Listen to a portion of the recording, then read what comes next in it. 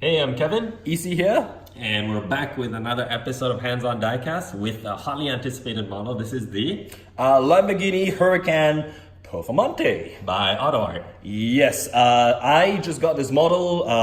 Couldn't decide what color initially, but figured orange was the best way to go. And today we're going to do something a little bit new, right? Yeah, new format. I always tell EC we're a bit too long-winded, so this time we're trying to make it shorter. 3 pros, 3 cons each, and then a short conclusion to wrap it up. Let us know what you think. Yeah. Here we go. Let's go. Right, 3 pros of this model. Number 1, the stance. I think Autoart really got it right. The aggression of the model, I think it looks very, very close to the 1.1 car, right? Yeah. Right height, proportion to the rims. I think it really looks good. Yep. Really pops in any display cabinet. Number 2, I think the rims are, okay, here's the thing, right? The rims originally, I wasn't so keen on the color when I saw the photos, but when you see it in person, it looks good. Yes, it does. A lot of detail, right down to the wheel nuts, right down to the logos. Yep. Really love that a lot. Number 3, now this is going to come as a surprise to some of you. The interior of this model, Autoart has really stepped up their game. Yeah. Right? Yeah, I agree. I used to complain that Autoart, ever since they went to the composite line, the interior quality kind of sucked. A lot better in this model, which we hope the close-ups will do some justice to. Yeah. What do you think? Man, this is gonna sound very repetitive, but basically everything you said. So stance, I mean, just look at like the fender gaps. Man, they really nailed it. That's really good. In addition to the wheels, the rims, also the tire branding, the P0s. I mean, it's a bit out of scale compared to real thing, but good effort. Just the color on the rims also really works for me. Yeah, pops for me. So that's stance and rims, and then interior. I was really surprised, like you. I mean, all the buttons and everything on the dash, really the texture and the gloss and everything, they got it right. Finally, we have a nice interior on an Autoart of late. That's about it. Yep, let's move on. All right, onto the cons, my turn. So first things first, engine bay. I mean, that really stood out to me when we're looking at the model. It looks plasticky and stuff. I mean, the funny thing is when we Googled images of the real car, it also kind of looked like that. It's just the cam covers or valve covers or whatever you call it. That brownish, goldish part on top, it somehow looks very plasticky. I mean, it doesn't look like metal, basically. Then the other thing would be the marbleized carbon. Like you can see the marbleized carbon trims all over, including on the interior. And it's a good effort. I mean, this is something hard to simulate, but I mean, on the dash, when you're looking through the windscreen, it looks like mold. So that's not cool.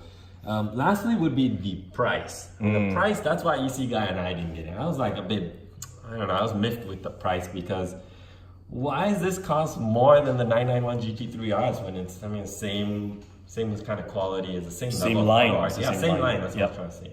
Why? Okay, that's all from me. Quite aligned. I didn't like the engine bay all that much. It was a little bit of a borderline con because, like Kevin said, we looked at the pictures of the real car's engine bay and it wasn't fantastic. I think it's just around the orangey, goldy cam covers. It just looks a little bit too plasticky on the model. So that's one. Secondly is, I think, a big one for me, which was quality control. Now, quality control on this line of models was bad. It was bad. It was full stop, right? I looked through 5 or 6 different samples in the shop. Every single one of them had either glue stains, paint issues, decal application problems, etc. This was the best one that I found, and even this is far from perfect. And on top of which as well, the panel gaps. The panel gaps are not great on this model. Right? Only you would notice panel gaps. No, it is a problem, right? Because Autoart keeps telling us that composite models, you will have better panel gaps. I don't think that's the case with this model. Last thing, like what you said, the price.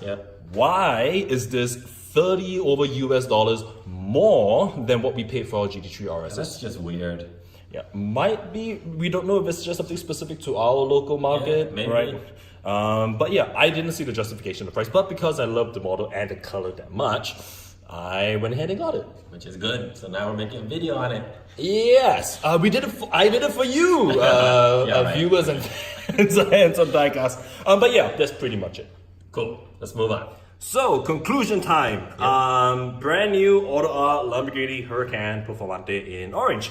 Do I like the model? Yes, I think it's a really good model. I think it represents some areas of improvement, and especially in the the interior, the quality of the interior. I think Autoart's done a great job. And I think, as always, the usual things that Autoart does right. All of the detailing from the Italian stickers to the I love the front of the model, from the headlamps to the splitter. I love the rear with the meshing.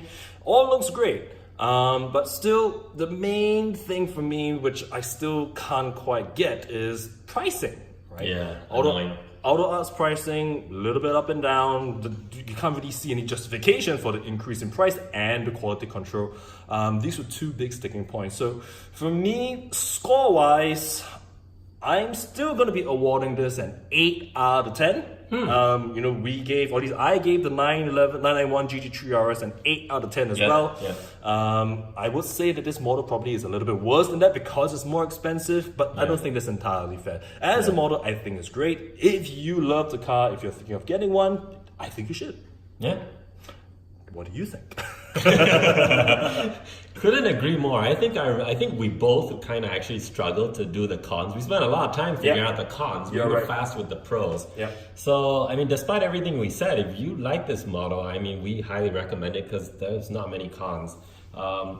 I think that this model is kind of special because I'm not sure whether they did the tire branding and the marbleized carbon on other models. No, I think it's the very first. Yeah, so for that, kudos to them because I think the execution is pretty good, especially for first attempt. Even like EC mentioned to me earlier off camera, the paintwork, the matte orange must have taken some effort to get it right because there's metallic flake in there. Metallic flake on matte finish. Yeah, it's pretty cool.